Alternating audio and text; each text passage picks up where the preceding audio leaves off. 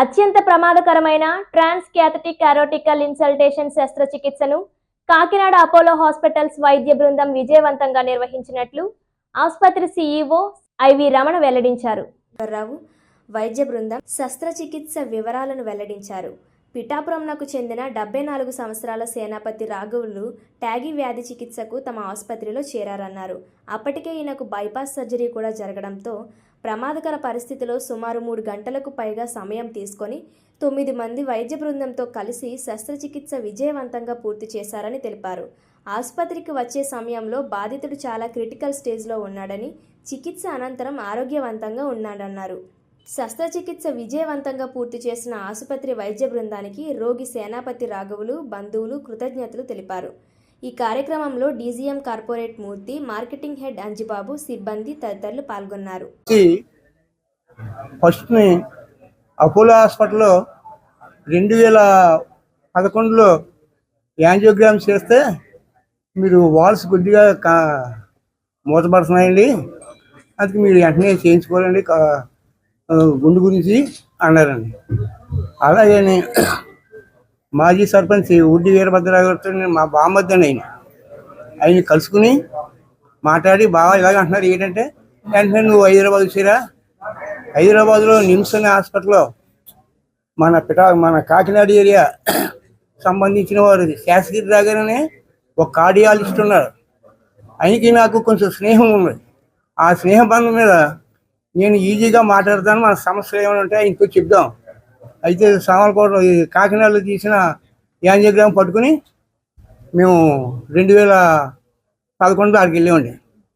అంటే వెళ్తే ఆయన గారిని నాకు పరిచయం చేసి శాసగిరి గారిని మన కాకినాడ వాస్తవుల దగ్గరికి ఈయన ఊరు పరిచయం చేసి మా బావగారికి ఎలా కంప్లైంట్ ఉందన్నారు. అంటే అప్పుడు యాంజియోగ్రామ్ కంప్లైంట్ చూశాడండి. చూసి ఈయనకి కంప్లైంట్ నువ్వు స్టంట్ ఏమంటున్నావు కాదు, ఏమంటున్నావు అని కాదు, దానికంటే మనకు బాగా సీనియర్ మోస్ట్ మిశ్రా గారని ఓ డాక్టర్ ఒకటి ఉన్నాడు 2011లో నిమ్స్లోనండి. అంటే ఆయన చేయించేద్దామంటే శాసగిరి గారు దానికి ఓకేనేమో శాసగిరి చెప్తే మా బావగారు దానికి ఓకే చేయరా అని నాకు ఇబ్బంది ఉండి వెళ్ళలేదండి. నేను హ్యాపీగా తెలుసున్నప్పుడే ముందు జాగ్రత్తగా నేను చేయించుకుంటే బాగుంటుందని మా బావగారు గట్టిగా పట్టేటి తీసుకెళ్ళారు. లైఫ్ ఎక్స్పెక్టెన్సీ 60 ఉంటే వాళ్ళకి they are so many things చూడాలి సార్. ఇది ఆప్షన్ ఏంటంటే ఇది రీసెంట్ గా వచ్చింది. ఓకే అంటే 20 years అవుతుంది, 15-20 years అవుతుంది. దేర్ ఇస్ సంథింగ్ అంటే సర్జికల్ గా ఓపెన్ చేసి అక్కడ కలవడం ఇంకొకటి పెడతారు, సర్జికల్ గా చేస్తాం. ఇది ఏంటంటే ఇలా దీని ద్వారా వెళ్ళేది. సో జనరల్ గా 65 years కన్నా తక్కువ ఉన్న వాళ్ళకి అదే ప్రిఫర్ చేస్తాం. అదంటే లాంగ్ టర్మ్ నుంచి చేస్తున్నాం. ఇది 20 years కాబట్టి దీనికి ఇంకా స్టడీస్ వస్తే ఒక టైమింగ్ ఏంటంటే జనరల్ గా ఎవరిలో చేస్తాం, ఈ సర్జరీ రిస్క్ ఎక్కువ ఉన్న వాళ్ళకి, ఏజ్ కొంచెం ఎక్కువ ఉన్న వాళ్ళకి, ఎవరైతే మనం జస్ట్ ఇది బాగా మూసుకుంది, ఫర్ ఎగ్జాంపుల్ 80 years 85 years వరకు కూడా చేయొచ్చు. 80-85 years వరకు అది చేయలేరు మనం.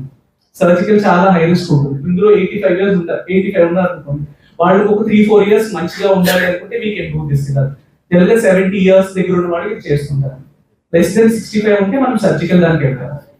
దాంతో పాటు ఈ కవటంతో పాటు రక్తనాళాలు మూసిపోయింది అనుకోండి, ఫర్ ఎగ్జాంపుల్ రక్తనాళాలు మూసిపోయి అంటే అప్పుడు డైరెక్ట్ అయితే దానికి బైపాస్ అవసరం ఉంటే బైపాస్ ప్లస్ సర్జరీ అలా చేస్తాము. ఇంక ఆల్రెడీ బైపాస్ చేసేసారు ఈ పేషెంట్ పర్టికులర్ గా బైపాస్ చేశారు. ఒకసారి చేసిన బైపాస్ లో మళ్ళా మూసిపోయి మళ్ళీ ఓపెన్ చేస్తే రిస్క్ కూడా ఎక్కువ ఉంది. సో అలాంటి పేషెంట్స్ ఏమీ ట్రీట్మెంట్ ఇవ్వలేమో అనుకున్న వాళ్ళకి చాలా బాగా బెనిఫిషియల్ అండి. సో 2002లో ఫస్ట్ చేశారు సార్ ఇది, బట్ ఓవర్ ఎక్స్పర్టీస్ రావడానికి ఈ లాస్ట్ 2-3 years లో చేస్తున్నారండి బాగా. 2002లో ఫస్ట్ చేశారు. ఓవరాల్ గా వరల్డ్ వైడ్ 3.5 lakhs అయినాయి అంతే, 3.5 లక్షలు ఖర్చు అయ్యాయి.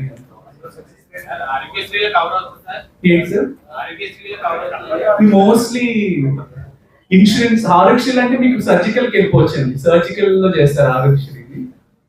మొదటిసారి ఎంత హై రిస్క్ ఆపరేషన్ మీరు టేకప్ చేసినప్పుడు ముందు ఏమనుకున్నారు సార్, ఆ తర్వాత విజయవంతమైనప్పుడు ఎంతమందికి ఎలా అనిపిస్తుంది? ఇప్పుడు దాకా ఇక్కడ ఎవరు చేయలేదు. So I was waiting to do this. ఇక్కడ ఒకటి చేసి కాకినాడలో ఇలాంటివి జరుగుతున్నాయి, అంత మన స్టేట్ అంతా డివైడ్ అయిపోయింది, అంత దూరం వెళ్ళాలి, ఇక్కడే మనం చేసుకోవచ్చు అని I just want to show that. And అలాంటి దాని పేషెంట్ కూడా